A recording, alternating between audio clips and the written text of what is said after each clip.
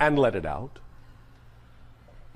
And take another deep breath and let it out. So also then understand that oxygenation of the system is also key. And when you are in that meditative state, the deep rhythmic breathing that is often referred to as yogic breathing is also another way to energize and amplify the vibrational energy within yourself, to be more sensitized, to be more attuned to these charts, so that when you contemplate them in that state, with the meditational, relaxed, neutral state, with the deep oxygenation of the system, that in that state you will actually glean more from those charts. Your imagination will open up to more information from those mirrors, from those reflections, from those tools. Anything you can do to balance out your body consciousness, clarify, detoxify your body consciousness, will allow you to become more highly attuned and more highly receptive to any information that these tools can help inspire within your imagination. So it is very important, along with any tools that we share with you, that you allow yourself to become the best receiver you possibly can, because it's all about ability to absorb and integrate this information, not just listen to it and let it spin in orbit around your head. Not just allow yourself to be inundated with information, but to truly absorb it. And absorption on all levels is based on the ability to remove toxins, whether they be literal physical toxins or pollutants in your body, or whether they be the idea of toxic beliefs that don't allow you to believe in something you say you prefer to believe in. So the more you can clarify what your beliefs and definitions are, what your motivations are, and the more you can actually detoxify your bodies and your cellular structures, putting into them the oxygen, putting into them the water, putting into them the proper nutrients in a natural way, the more you become highly receptive to all these levels of information that are surrounding you constantly, information constantly coming to you from us, from your guides, from other spirits, from other dimensions, from cross currents in other lives, other experiences you are having right now. Make yourselves more highly receptive by clarifying yourself as best as you can on all levels. On all levels. That would be our strongest suggestion for the most efficacious use of the information we are downloading in this transmission. Because understand that there is much, much more information coming to you all than just what you are hearing coming out of the body sitting in front of you. There is energy patterns, all sorts of things coming to you. Sometimes you recognize this by suddenly finding an increase in synchronicity in your daily lives, because you are using the information in a way that you are not really immediately consciously aware of. Sometimes it will be that your dreams will become far more lucid and far more vivid. Sometimes it will simply be that you find yourself more capable of taking that pause and reflecting on exactly what is going on and what you are doing, and be more transparently aware of yourself. It may manifest in any number of ways, all this extra information that you may not at this point be consciously aware of, but it's there nevertheless, and you can become far more attuned to it with all the clarifying ideas we have just mentioned, both in terms of energy and psychology and emotionality and beliefs and motivation, but also in terms of body as well. Because remember, there really is no difference. And the idea really is not that your spirit is in your body is in your spirit in that sense. It's contained within it, supported by it. It's within the soul, within the oversoul. And the idea of leaving your body is not so much leaving your body as it is simply expanding your consciousness beyond that focus. So the body in that sense is really like unto a tube, a spyglass that you are looking through to experience the idea called physical reality. But when you back up in that sense, when you remove your eye from the eyepiece, you recognize that you're holding that telescope in your hand and that there is still a bigger reality in which the telescope exists. And that what you thought was the only reality that you saw through the eyeglass is now just a piece of a bigger reality that you are also contained within. And then when you drop that looking glass, you will recognize that you are also in a bigger reality, and another reality, and another reality. And as we have said several times, the whole idea of evolution, the whole idea really of spiritual growth, fundamentally, from the perspective that you are coming from, is really the process of actually awakening to the fact that you are the reality you previously thought you existed in. You actually are physical reality. You don't really exist in it. You actually are it. It's an experience in your consciousness. That's all it is. It isn't empirically real. It isn't empirically solid. And even the experience of physical reality itself contains clues that lets you know how ephemeral it is. Your own scientists, your own quantum physicists know how unsolid solid reality is. And they even balk at calling atoms solid particles, because in reality, they're not. They're just ideas. Wave forms, they may say, but waveform is really just an idea. But your reality is made up of ideas. The ideas you have of yourselves, the ideas you have of others, the ideas you have of reality. It's just ideas. That's all it is. But what a fantastic idea it has been. And now it's going to be a different idea. Just as fantastic, but different. And that's what you're creating now, really, is a new idea of yourself, and therefore a new idea of what reality experience is all about. Does that make sense to you all? What is the time frame remaining for this part of the transmission? All right. Within this remaining time frame for this segment, are there now more questions or discussions with regard to the new diagram, any aspect of it, and anything we have said that requires clarification or further discussion? All right. Then abide by whatever procedure you have agreed to.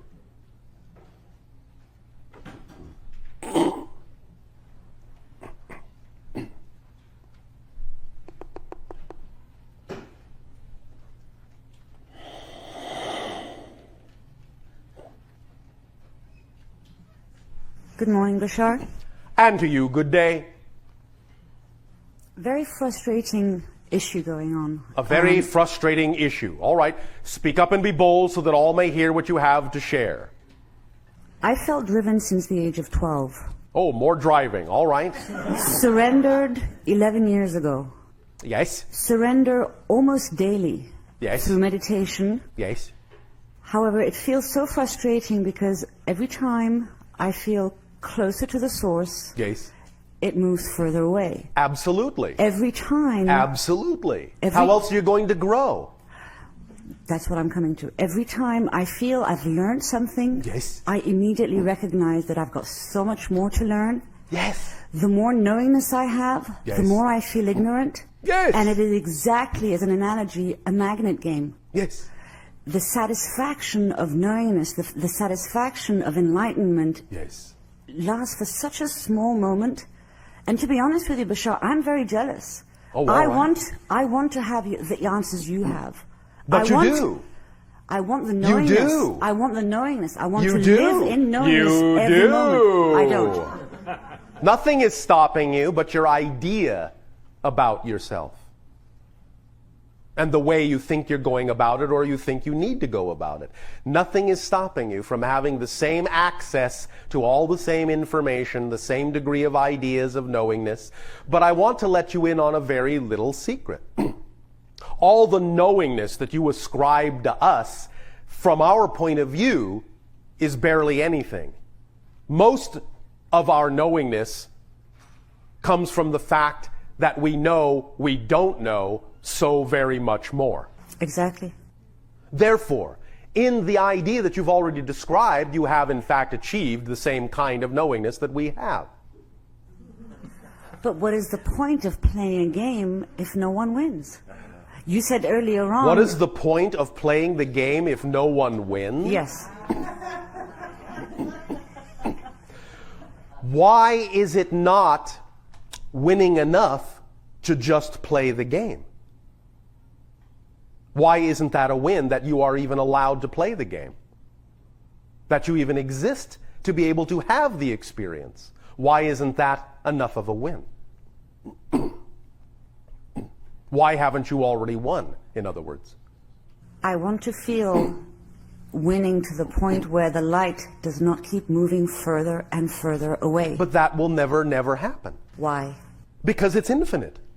How can you have an end to it when it's infinite? There is no end to the game. If you actually want the game to end, the way you experience the idea of the possibility that there's an end to the game is by doing exactly what you have done. In other words, you've chosen to be a part of a physical reality where you could actually forget that the game is infinite. And thus you have made it seem as if the game could possibly have an end. But now, in playing that game, you have reversed the idea and allowed yourself to begin to remember that the game actually doesn't end. And so the only way for you to once again feel that it could end, that there might be an ending that you would arrive at, thus having won, is to once again forget that there's no such thing as an end. But you don't want to forget that now. You have got yourself completely in the center of the game of paradox. Which game do you really want to play? The one that goes on forever and is always eternally delightful and full of surprises without end? Or the one where you have forgotten and are in the darkness again playing that game? Which do you prefer? The first, of course. Well then. But it leads me to the next Yes. challenge. Which is? In context of what you just explained, Yes. I can never really assert who I am. Why not? Because I'm always changing. Yes, that's who you are. The idea of who you are is just becoming bigger, that's all. It's no longer defined in the limited way it used to be. And that's why you're uncertain of exactly right now who you are. But you'll get it. You'll understand that you're bigger. And that the idea that you're always changing is in fact who you are. You are change itself. It's one of the laws of existence. You see, the whole idea, if you wish me to put it in euphemistic terms of something that is quote unquote achievable as a win, is the recognition that ultimately what you actually are is all that is. Now, the paradox is that when you fully realize you are all that is, it will simultaneously feel like you are moving at infinite speed forever and standing perfectly still. So in that sense, you can find that there is the possibility of creating what you would call a sense of accomplishment, but that doesn't actually mean that anything is really ended. Because there's always something beyond that. Your curiosity will never die. And even if you create for yourself the experience of having won the game, arrived at the end, caught up to the light, you will then, at that moment of triumph, want something more, and there it will be. Because you are all that is, and what you say goes. So it's just a matter of what level of it you want to be aware of for whatever game is more exciting for you to play.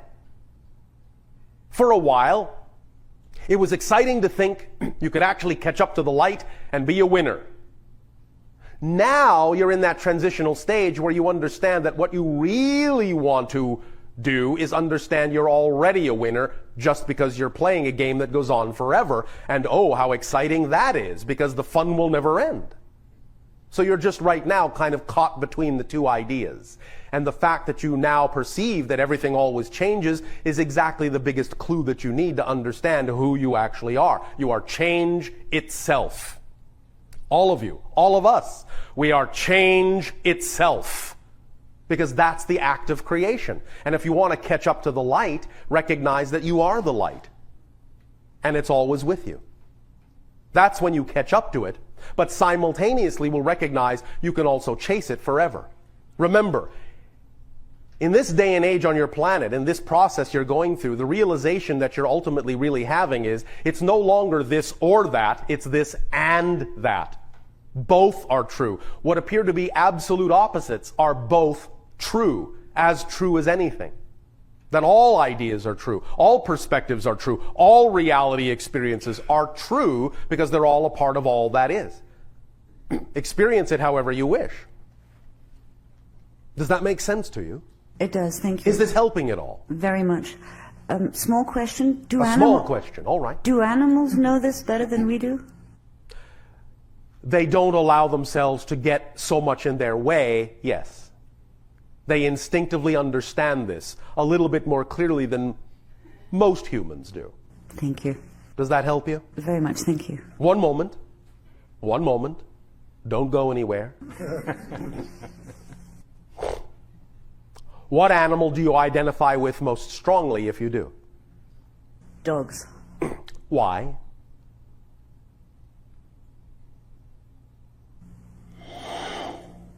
They understand us. They have a capacity to love unconditionally. I see.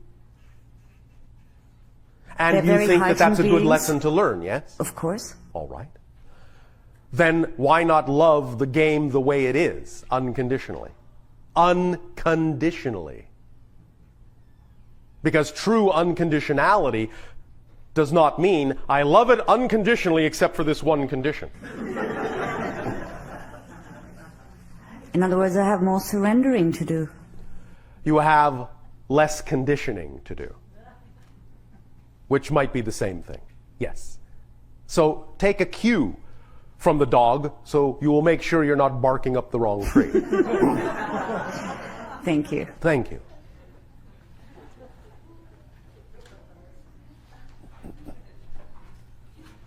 Hello, Bashar. And to you, good day. Thank you. Okay, my question is, you talk about doing as... Yes. I do, don't I? Yes, you do.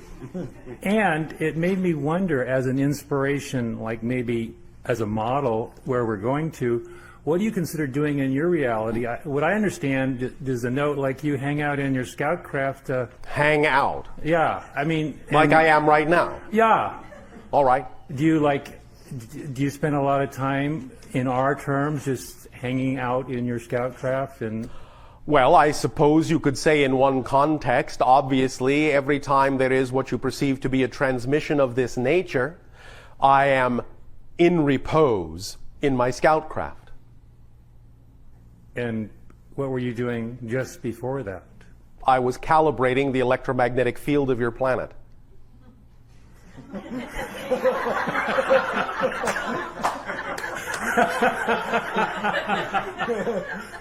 Did you spend very long at that? Long is relative. Okay. In your terms, no. Okay. You're not going to tell me much more about what you're doing, I guess. Well, if you ask, I will. Okay. Did you eat anything today? No, we don't eat anymore. Okay. We have evolved beyond the idea of requiring solid sustenance. We now derive directly from electromagnetic energy within what you call the space-time continuum itself. We eat space-time. But nevertheless, what I get is if you are in your scout craft Yes. in what appears to me to be like long linear time, Yes.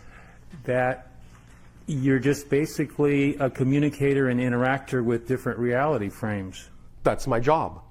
Okay. So I am, in that sense, a liaison, a go-between, a connector, one who makes first contact with other civilizations. I'm also a pilot, obviously, because I have a craft. And I do many other things in terms of expressions of art and other forms of creativity. But I am primarily, in your terms, a liaison for first contact. I would get, what I'm getting is for you to explain to us in linear terms what you do wouldn't totally make sense. Is that true? For instance, for you to suddenly be a creator of art, Yes. do you like show up on your planet to do it? Or I can. have you? Yes, many times. What did you make? I have made a large sphere that contains many segments, each of which represents in real time the changing fluctuations of the electromagnetic fields and the collective consciousness of every single world I am having first contact with simultaneously, which at present count is about 27. Okay. And by creating that piece of art, others can actually see a visual representation of the changes in fluctuation and energy between the different worlds as I am communicating with them and how they change based on those communications. They can also sense, by deriving directly telepathically from it, how those communications change our world as well. So in that sense, it's a functional piece of art. Yeah. Well, did you build it with just intention, or with your hands, or with machinery? I built it with a seed and intention and energy fields. In other words, on our planet we have a particular substance that to you would appear to be a crystalline-like substance that is similar to the idea of non-differentiated cells. So in that sense, we can impose upon it a certain intention that will allow the seed to grow into the piece of art, using an energy field as its template. By growing on this energy field, which is interdimensional in nature, the piece of art, similar to our spacecraft hulls, can actually be paper thin. But they are relatively undamageable because they grow in the dimensional shape, in the shape of the dimension we have created, and thus can take no other shape. Nothing can push them out of shape, because to push them out of shape would, in a sense, be like trying to push an entire dimension out of shape. So they take their shape from the template dimension we create through our intention. It draws upon what you would recognize euphemistically as zero-point energy in order to do this, from the energy that exists in the vacuum fluctuations within space and time. Is this making any sense to you in your language? Yes, it is. Yeah, it also reminded me of like the stem cell research we're doing here. Yes. So we're getting towards that state. That is an analogy for this concept. Mm-hmm. Because these are not what you would call, in that sense, organic cells, but they have a similar non-differentiation capacity. They can be made into whatever we wish them to be made into. Okay. The other thing I wanted to is go over the creation reality loop that you mentioned before. Yes, the circuit. Yes. The circuit. We were discussing it last night at some length, and at some length? What length? 3 feet? Yes. Oh, all right.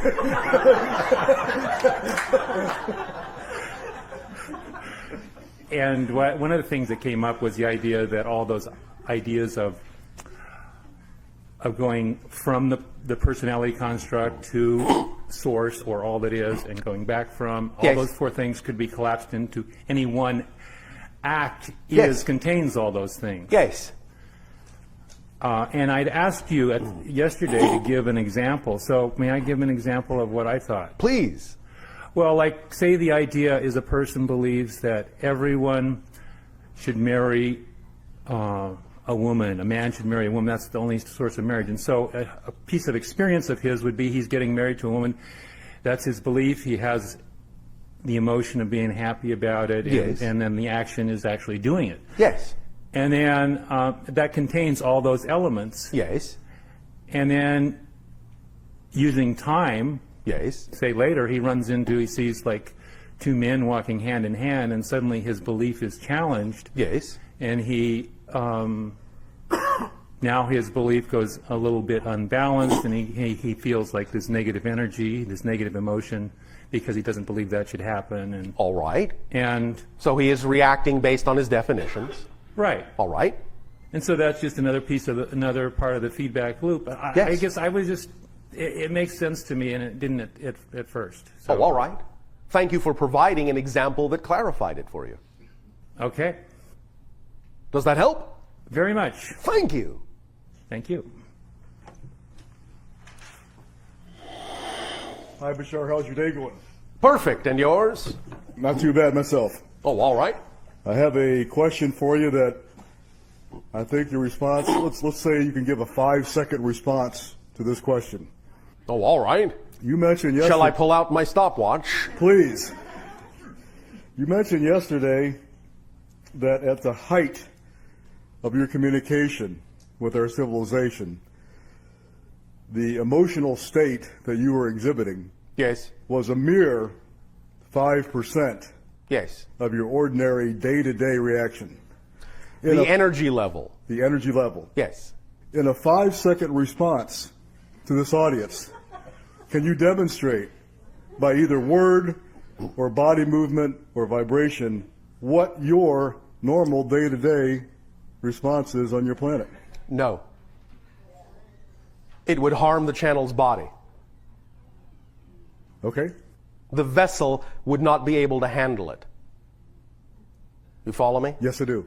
Okay? However, I will be happy to show you if you will meet us in dream time. Because Okay. there the limitations do not exist. You're on Thank you. tonight. Let's link tonight. We'll do it there.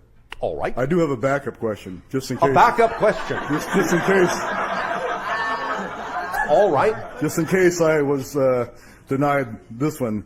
Well, you are denied nothing, but I understand. I understand. go ahead. On page 3 of the printout that you've provided for us, there's a picture of 2 triangles. Yes.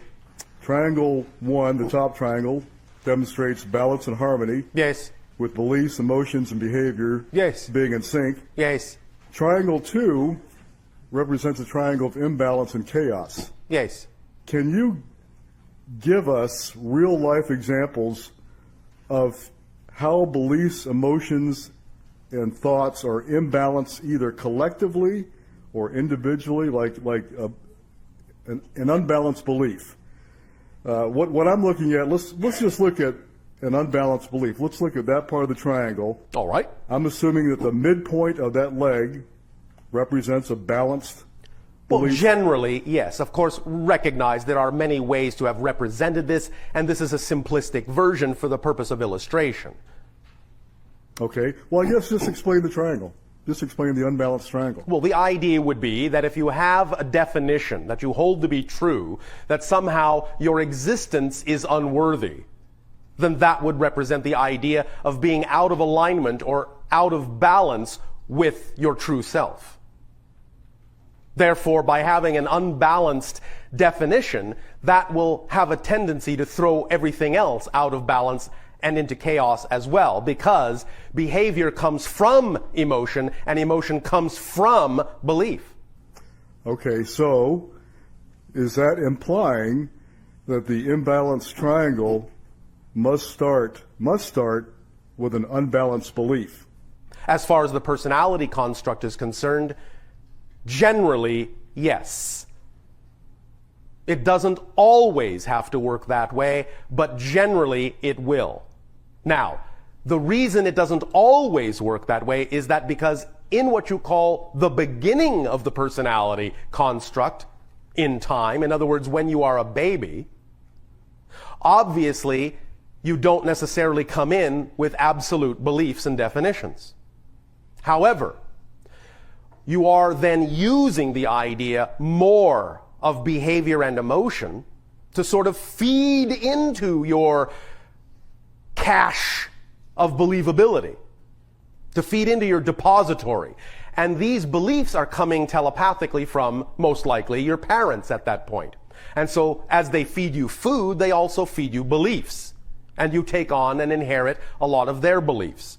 and they feed you through behavior in that sense and telepathically, and go down through the emotionality and down into your depository in the personality construct and help you build a personality construct out of those beliefs. Then eventually, somewhere between the ages of 3 and 7 on your planet, the belief system then becomes so crystallized that the belief system then takes over from the parents and allows the personality of the child to develop from that point forward, from the beliefs through the emotions to the behavior. So it doesn't start that way, but at a very young age, it soon becomes generally locked into that methodology. Does that help? That helps very much. And that's why many times when a person on your planet sometimes finds difficulty in getting in touch with a belief or changing a belief, sometimes it is helpful for them to actually go back to that childlike state where they can truly unlock from it. In a sense, go back to a time before the belief itself was crystallized. So they can, in a sense, melt it down and recrystallize it in a form that works for them now in their new personality construct. Make sense? It does. So a newborn up to age 3 is operating more in the emotional leg of the triangle. And behaviorally.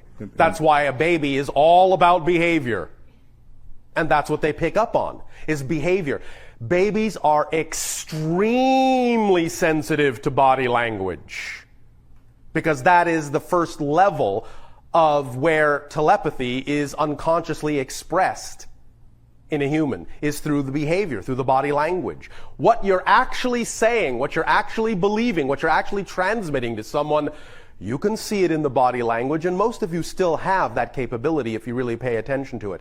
You can tell when someone is, shall we say, saying one thing but meaning another because of their body language. You can pick up on that. In fact, even when you get good enough driving your automobiles, you begin to sense the body language of other cars, and you know exactly when a driver is about to cut you off. You could see the body language translating into the slightest motion of the car, and you knew exactly what they were going to do. So you all still possess that talent.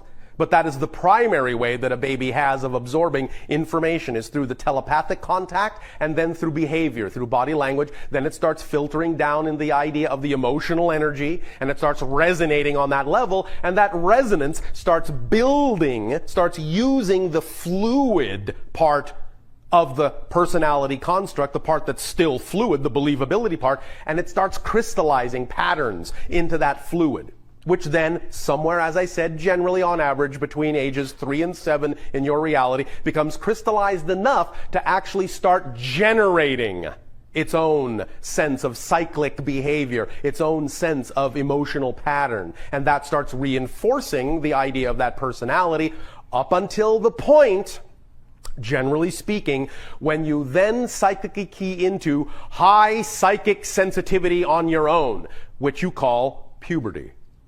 And that's why teenagers suddenly rebel. Suddenly all bets are off. Wait a minute. This personality that I've been fed isn't necessarily who I am in my soul. They start to actually make those connections. They have developed the personality to the point where it now suddenly recognizes it has reached a limit. And that limit now requires that it take a leap of faith, and that leap is that they have to really discover who they are. And that means they have to dive back into the soul blueprint, back to source, and reinvent themselves in the way that is now germane. Now that they have gone beyond survival mode personality level, they now have to go into creative mode personality level to reinvent themselves, regenerate themselves, and be who it is they really are with respect to the themes in the soul blueprint they actually decided to experience in this life. Not that some of them haven't begun to play out before puberty, but now they can really take a handle on their own lives, and after puberty reinvent themselves as adults. Now, of course, because of the way Earth, in a sense, has played itself out in some of the limitation games, you don't always give the teenagers the opportunity to really truly reinvent themselves. Instead, very often you actually prevent them from doing so by institutionalizing them in formats that do not allow them much creative thought. And that's why you get the idea expressed as rebellion. I had an extremely rough time period. Yes. In that junior high age. That was horrible. Yes. And is there... That's because you were not really given all the tools necessary to do the natural thing that needed to be done at that point, which was to truly reinvent yourself. So you did it the best way you could. And many of you are actually still doing it. What actually, and please do not take this the wrong way, it's not a judgment, and don't be down on yourselves and be depressed, please. All right.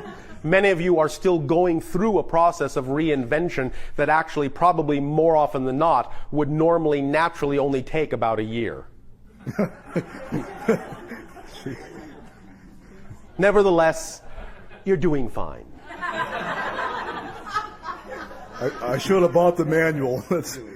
This now is the manual. Very good. You are co-creating it with us, and that's why we are so excited to be writing this manual together with you. Because now you're really reading it, now you're really applying it, and now you really actually are becoming adults. And it's probably taken so long to get here that you're probably famished by now. So we would recommend that you might want to refresh yourselves, and after your lunch break, we will resume this connection with some more ideas to help lock these ideas in and propel you on your way. Enjoy your refreshment. We will resume contact momentarily. Thank you, Bashar.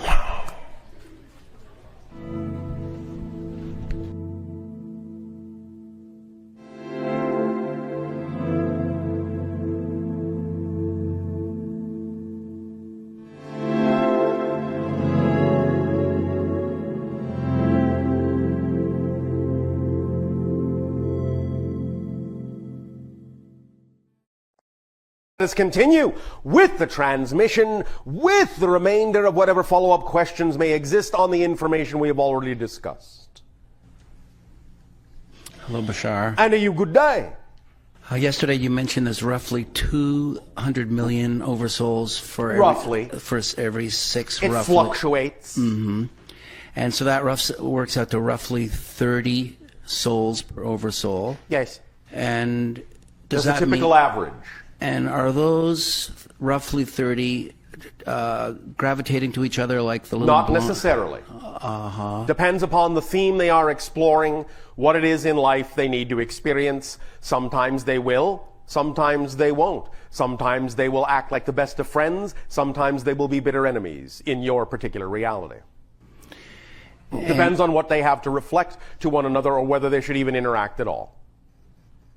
And is there, so there is some kind of a recognition, but it could be... It may not be conscious. Conscious, but I it will see. be vibrational in terms of themes that are necessary to reflect to one another to help each other play out what it is you have decided to play out. It may never reach a conscious level. And sometimes it may actually be for the benefit of exploring the theme that it does not reach a conscious level. And do you find in events like this that there's kind of a Darwinian screening process happening so that like-minded, connected souls are often brought together? In other words, is there are there people here who are sitting in the same room with their one of their 29 other people at this moment? A few. Could you share that No. with us? Oh, okay. Okay, well then that's it. Thank you.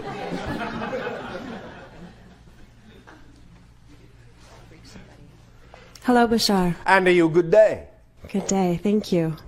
I'm caught in a little bit of a paradox and a all right. confusion. Congratulations. Thank you. And I know you have the information that will bring clarity. Maybe, Allow me. maybe not. We never make that assumption, by the way. Okay. We get what we get when we get it. This is true. If we don't get it, we don't need it. I accept that. Thank you.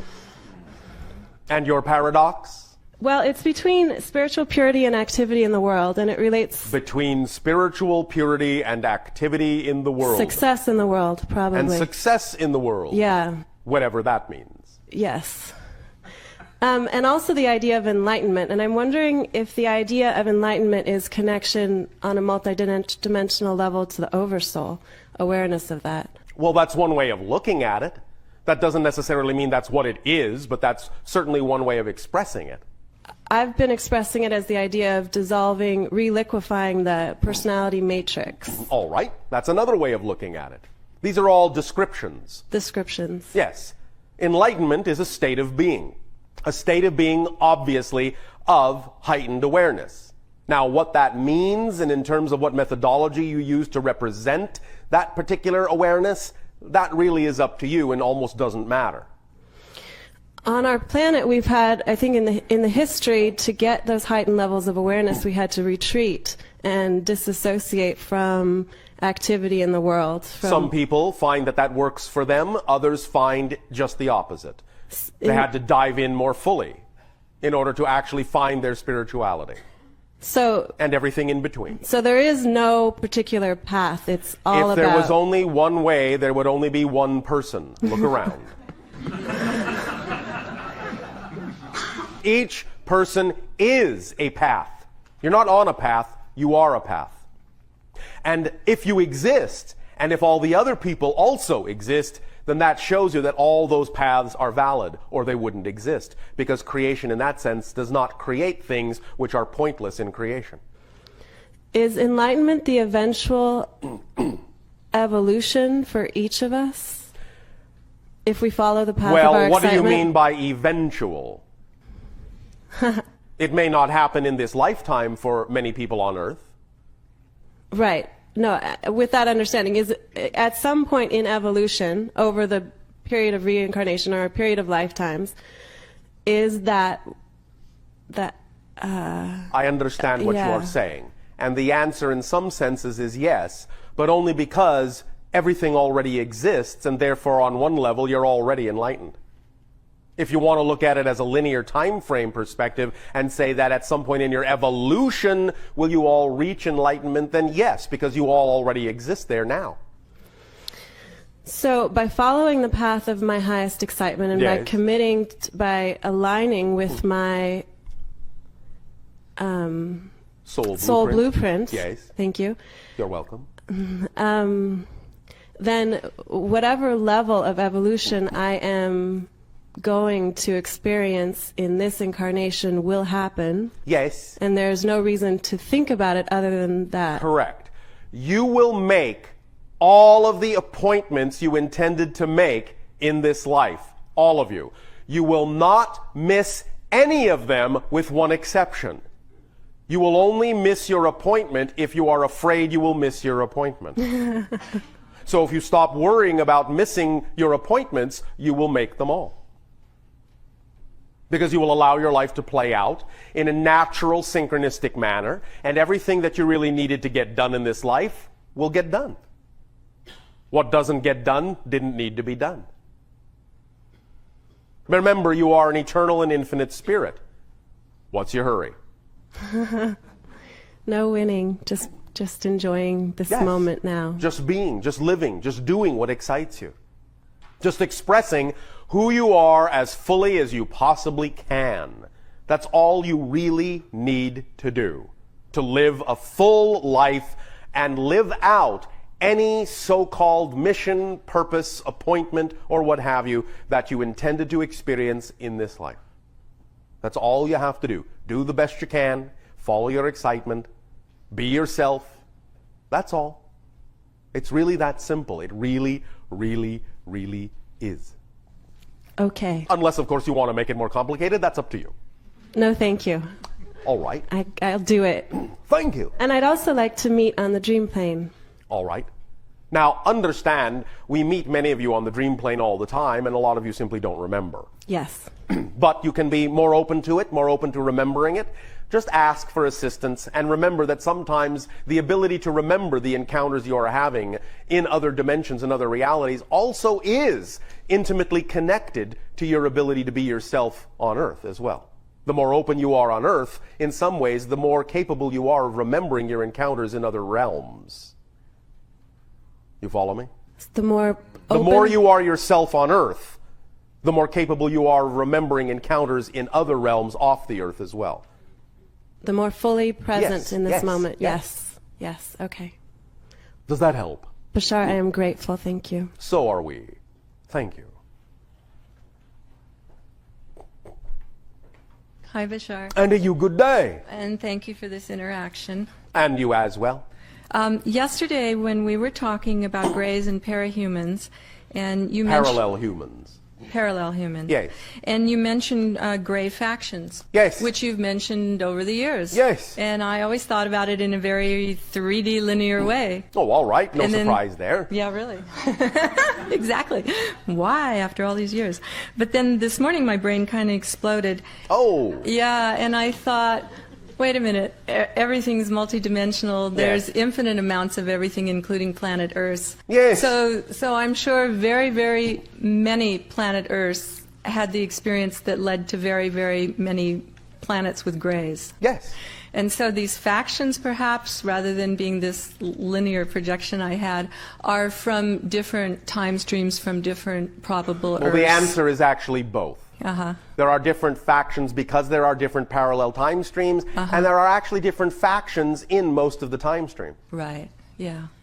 So that led me to speculation. Oh, all And right. I know. Is that near some other town that we would know of? Yeah, it is. Is that like Speculation, Nevada? No, it's Speculation, California. Oh, all right. So I'm wondering at this point, I know that you've been in touch with other probable Earths that are in the same phase that we're in. Some. And that some of them, I guess, I would guess more than one, are going to pull off the transformation, and some of them probably aren't. And some of them already have not, and some of them already have. Exactly, and that's exactly what I thought. So since some of them probably already have, Yes. and some of them actually already have, Yes. where are we at this point? What, relative to all of them? Well, relative to what your interest is in them. Relative to my interest in them. Yes, like you're tracking us, you're watching us, and, Yes. and what we do has directly to do with your existence in the future. So Yes. do we pull it off is my question, and can you Do tell you that think yet? I would be speaking with you if you didn't? Well, you've been speaking to us for a long time, and it was up for grabs for a while, was my understanding. Not from our perspective. Okay, so it's always been in the bag for us? As far as our reality is concerned, Okay, yes. okay. But you have to understand that the Earth that we were talking to begin with is not the Earth we're talking to now. Right, and I was thinking about that too. Oh, so you are making a linear connection. Well, In that sense, no. It was up for grabs in terms of the Earth we began speaking with. Right. But in terms of the Earth we are speaking to now, it has always been in the bag. Okay, but this Earth changes all the time, Yes. and I mean. Nevertheless, there's a high degree of momentum toward the bag. Okay. Thank you. Well, thank you. And then, you know, I was thinking with the, I was using like the oversoul situation as an analogy, and I was thinking of fourth density, fifth density, etc. Yes. And it seems to me that that third density would have more finite beings in it because it's more dispersed. Would have it's not more as dense. finite expressions. Exactly. Yes. So I'm wondering, is your civilization close to where you function as less individuals and more, I mean, do you end up being... We are capable of functioning as both simultaneously. Individuals and a collective. Okay, and then as we've spoken to you sometimes when you've been non-physical, and Yes. from the non-physical perspective, you Yes. function as a collective, right? And an individual, because there is the capability in certain non-physical levels of still expressing yourself as an individual, even though you may also be an aspect of a collective. Right, so that's kind of like a parallel to Oversoul, right? Well, mechanically speaking, it may function in a similar fashion, yes. Okay. All right. Does that help? Yeah, thank you very All right. much. Thank you.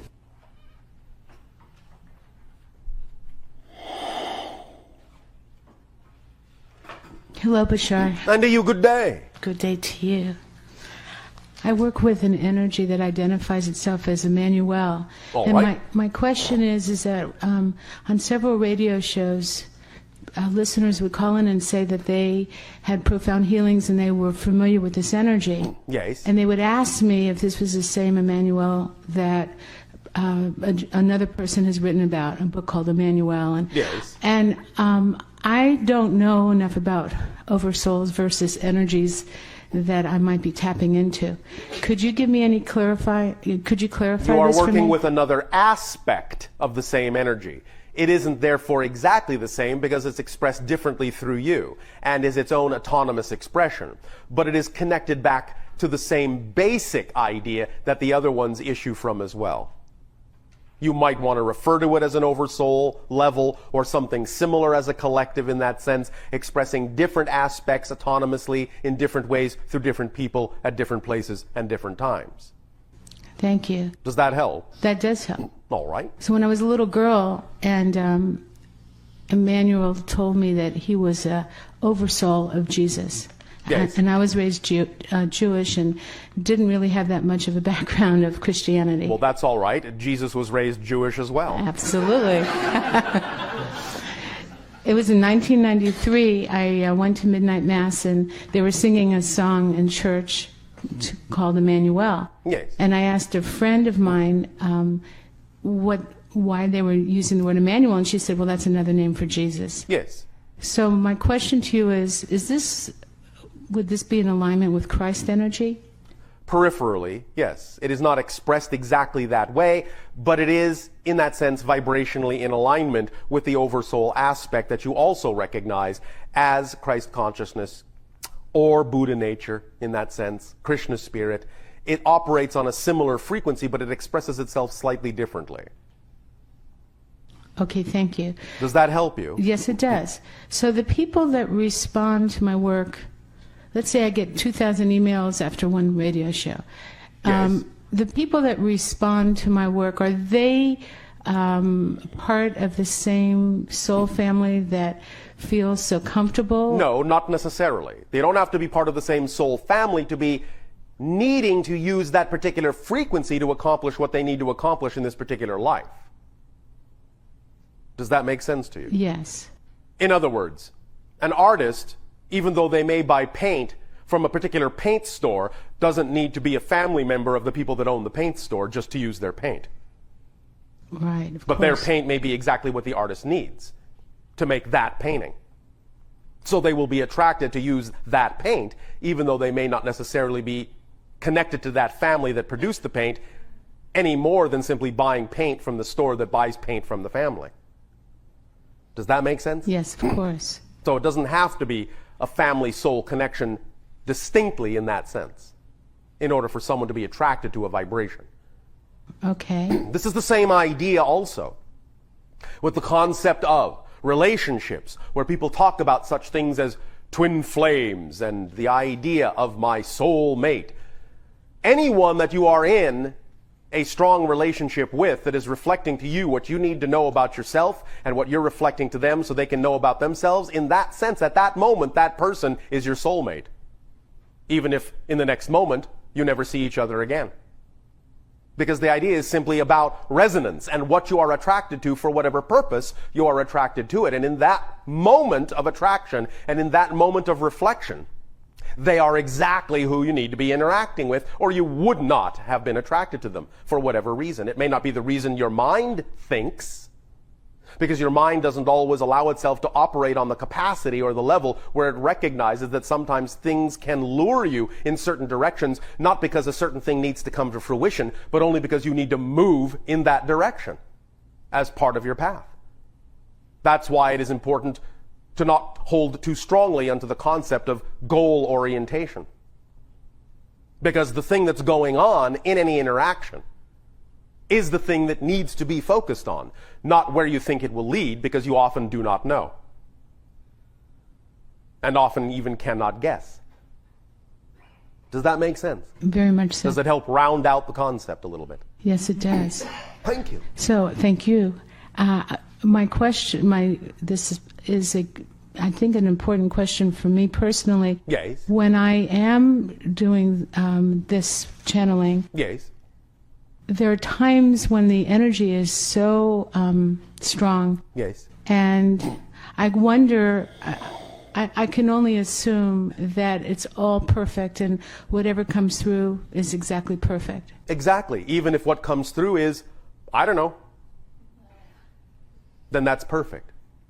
There are It is people- always perfect for whatever the interaction is. It is always the perfect thing that it is. Not perfect in the sense of being compared to some ideal. It is perfect for whatever it is that's going on, because it's a perfect version of that thing, and that has value equal to anything else that could have happened. Right. Now, it may change, it may grow, it may operate differently from time to time, but whatever it is at that moment, whatever it is delivered, as long as you believe you are doing the best you can to allow it to come through, to be of service, then whatever it is for that moment is exactly what it needed to be for you and everyone else involved, whether you know it or not. Does that make sense? Very much so. Does that help? Very much so. Why, thank you. So this was a major turning point in my healing career. Back in 1993, I had a close friend who tripped over her cat, hit her head, and she lost her memory, but at the same time she also broke her wrist. She was in a lot of pain. So a couple weeks later, she wasn't healing very well. She called me with terrible migraine headaches, and I went to her place, and as Emmanuel says, we're going into frequencies in harmony with who we are as spiritual beings. Yes. So we can be, do, and have in life Yes. all that makes our heart sing. Yes. And her frequency shifted, and there was a very strong energy in the room. And she identified herself as an alien by the name of Julie. And she said that the reason why my friend Ann had hit her head so badly and actually had a moment of unconsciousness is that she had a realization about a ship, and they didn't want her, this is what I was told, they didn't want her to remember. And so the intention wasn't for her to break her wrist, it was just for her to forget. Well, I got very upset. Why? And I told Julie that they had to reverse this immediately. Why? I got upset that she broke her wrist. Why? Because she was in a lot of pain. Yes. And I just asked Julie, I said, would you please reverse this? And she said yes. All right. She said, in exchange for me teaching them more about compassion. I said, fine. So this is what Julie said. She said she wanted me to just hold the frequency and leave and take a shower for 20 minutes. And I did that, and Anne agreed. And when I came back into the room, Anne no longer had a broken wrist. Her fingers were totally normal. She right. went back to the same orthopedic surgeon. They took her out of the cast. All right, and her I pain understand. completely went away. Well, at that moment in time, I realized I wasn't doing any of the healing. I was just holding a frequency. Of course. Which has made it much easier for me. No healer does the healing. That's the right. healer simply gives off the frequency that allows the person, if they are willing to match it, to heal themselves. Okay. That's what a healer does. A healer is a vibrational resonant example of what frequency the other person can achieve that would allow them to simply allow their own healing to occur. That's how a healer heals, by letting the other heal themselves. Does that help you? Oh, most definitely. Thank you. That is enough. Thank you so much. Are there other clarification questions before we proceed? Yes, Bashar, thank you. All right, and good day. Thank you for reminding us once again of what we already know. Thank you for allowing me to do so. And it also helps us remember who we are when we do. Thank you, and I also need you to help me remind me of one other thing. And what would that be? Before lunch, you were talking about becoming the best receivers we can be. Yes. And removing all toxins. Yes, if possible. Emotional, mental, physical, and spiritual Yes. levels. So my question relates to in being conscious of the journey, being aware of the pause. Yes. Responding differently. Yes. And going through 4 months of eating raw foods. Yes. I have for a long time felt that I know the communication is there, and I hope others can relate to this, but I can't find the right radio station. The right radio station meaning what? For conscious communication. And there's part of my soul. What makes you think it's supposed to come in the way or the manner that you have been led to believe it must come? Because it comes that way sometimes, but it seems to keep... Then why don't you listen for the other ways that it comes at the other times? And I do. Well, don't you see it? I feel it more than see it. I see. Do you have No, I synchronicity feel. in your life? Yes. Well, that's seeing it. Communication from higher levels often manifests itself as the synchronicities that occur in your life. because that sometimes is an easier way to get the point across, rather than having it be vocalized or auditory or some other way that you expect it should come.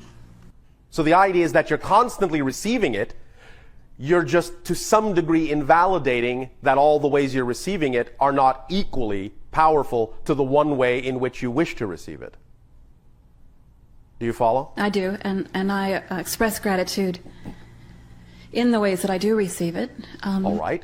But there is, one of my themes is always feeling that I have to be better than I am at that time, which I'm aware of and working on. Oh, all right, thank you. Playing with. All right, thank you. Journeying with. All right. And? So one of the questions that I've been asking for, part of my excitement Yes. is in being a channel of frequency and sound. Yes. In what manner? I do Singing? No, it's not melodic. It's more electrical toning. It comes out more electronic, is the only way I can describe it. But you are using your voice. I'm opening my mouth and Yes. sound is coming out. Yes. All right. And it comes out in different levels and people react to it, and I just open it up to be whatever it's meant to be. All right, and? For the gathering. But I've been asking for what? An interpreter chip. An interpreter chip. An interpreter chip. Yes. What interpretation do you need other than the response that you are getting from the people exposed to it? Because what I'm getting also is questions of what's happening. And I've been told... Well, they'll find out, won't they? What do you want to do? Remove all the surprises from the experience? I have to tell you exactly what to expect here, otherwise somehow you're not going to be able to get what you need. That's not the way it's going to work best, necessarily. The idea is to leave some mystery in it, so that you give them something to deal with. If you explain every little bit and piece, they will not really learn what they need to learn through their own processes of receiving the toning. Some of it must remain a mystery. Mystery is part of the recipe. It's not a missing piece. Mystery is part of the formula, not a missing piece. That's where your assumptions are throwing you off. You think that when there's a mystery, that it means there's a gap in information. Right. No. Mystery is part of the mechanism. Why do you think we don't tell you everything? Well, I often get told I'm not allowed to know something. There you go. That's why. Mystery is part of the process. Otherwise, no process occurs. And you don't really make it your own. Mystery is what allows you to make it your own, to input your own unique way of interpreting it. Every person is their own interpreter chip. Let them be so. You cannot provide a universal interpreter chip. And don't take away their power by trying to interpret it. Exactly. Now you understand. So that it's more powerful to let them interpret it themselves. It is. Because then they've made it their own. And it's not yours. Right. It's theirs. And that's the only way you can really teach something to someone, is to let them make it their own. They cannot just parrot what you know to be true. They have to find out that it's true for themselves, and only through their own mysterious process will they do so. That's where the phrase in your society comes from, that God works in mysterious ways. Right. Listen to another way of phrasing that. God works in mysterious ways. Without the mystery, God doesn't work. Thank you. You understand? Yes, no, I do. And one of the senses I got when we were going through the Soul Blueprint history, you mentioned that frequency and resonance is the key. Yes. And so my sensation, my feeling was that there is an opportunity there to open and allow source to come through to help people And that's using what you're doing. frequencies. That is what you are doing. But you have to realize that mystery has its own resonance. Right. And that has to be part of the song. For without mystery, there is no beauty in discovery. All right? Thank you. Thank you. Anything else? Yes, thank you, Bashar. And to you, good day. Good day. This is in connection to living in the moment. The human race could be compared to an ant colony that busies itself to the rhythm of time. All right. Time is also a commodity that most of us feel a lack of, thereby impairing our ability to live not only in the moment, but to live in alignment with our spirit. Yes. How can we free ourselves from the strings of time? And could you explain how you live time, or what time represents for you? All right. We are much more fluid and flexible with respect to the concept of time. By living more in the moment, we don't create as much time, because that's actually what you're doing. You're creating time and space. It's not something that exists in that sense without you. The more details you create to work with, the more segregation and separation and compartmentalization you create within your consciousness, the more space and time you have to create in order to have room to have all those details and compartments. But the more holistic and integrated you become, the less time you need to create, because you exist more in the now moment, and if you are holistic, then everything that you are fits in that one now moment, or more so. So, while we have come from an evolution that allows us to understand what the experience of space-time is, at this point in our evolution we don't experience as much of it, because we don't create as much of it, because we don't need as much of it. And we don't have the assumptions of time that many of you do, in terms of needing more of it to get more done. In fact, we get more done by creating less of it, because things occur in the now, more instantaneously, and don't need time. The point is to understand that everything already exists, so that if you allow it to manifest, then you don't have to create time for it to take to manifest. Does that make sense? In a sense, yes. All right. Would you suggest that we discard watches and clocks? Some people can find that it would be beneficial if they didn't pay so much attention to that, and focus not so much on time, but timing, knowing that if they are really following their joy and being who they are, and they can really get practiced at that, and be comfortable living in that now space, then they will be where they need to be when they need to be there, interacting with exactly who they need to interact with in exactly perfect timing, without paying attention to any clocks at all. Very often you will find, for example, that when we determine that a time, in your terms, has been set aside for an interaction with us, we will sense the timing of the end of the interaction, but our timing sense will often coincide precisely to the second to the amount of time that was set aside for the interaction, even though we do not have clocks.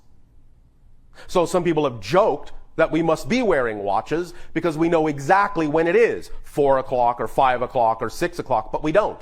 We just know when the timing is done, and it happens to coincide with your time frame because we allow it to find its natural place. So we have no clocks at all. But we are also very used to the idea of trusting our timing, knowing that we can never be early or late, but perfectly on time for whatever it is that happens in our lives. And that we will miss nothing, and that nothing will miss us.